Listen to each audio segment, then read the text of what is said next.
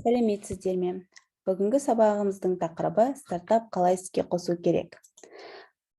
Оқу мақсаттары: стартап түсінігін баяндау. Сабақтың мақсаты стартап ұғымы туралы түсінік алады, стартапты жасау мен іске қосу кезеңдерін меңгереді.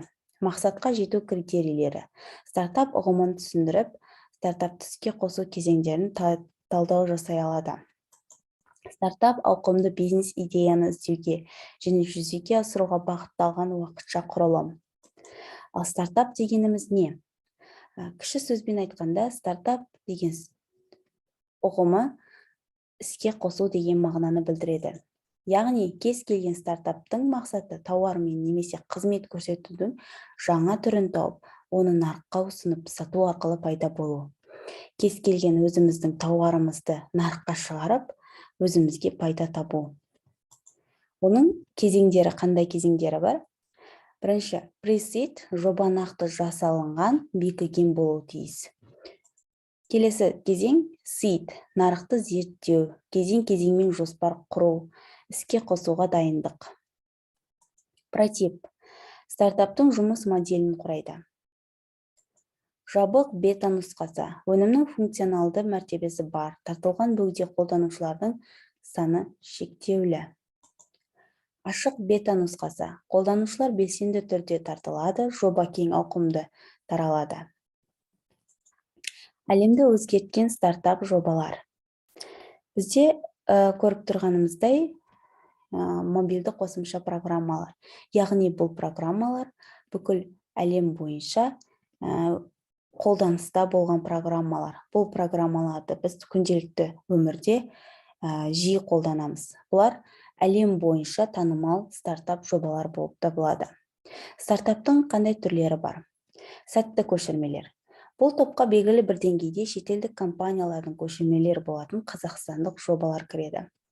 Жауап алушылар. Бұл топ нарықтың қандай да бір сегментін басып алуға, одан бәсекелес компанияларын ығыстыруға бағытталған стартаптарды біріктіреді. Күмәнділер. Жаңашыл болғандықтан болашағын айқын емес стандартты осылай атауға болады. Енді сабақ бойынша білімімізді тексеріп көрейік, сәйкестікті тап, яғни біз жаңа айтып өткен 6 бөлім, 6 кезең бойынша сәйкестіктерін табып, дәптерге орындаймыз.